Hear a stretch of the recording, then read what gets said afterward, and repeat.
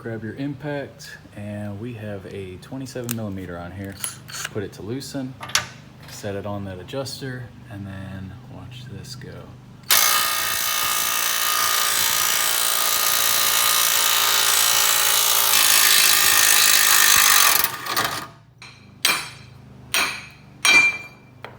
Old versus new, and the difference is, you can see in here, it's the position of the keyhole.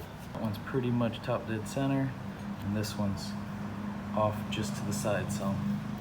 So you don't have to crank it down as much to get the same amount of lift. Key is set in place with the torsion bar. I ran the bolt with the nut on top,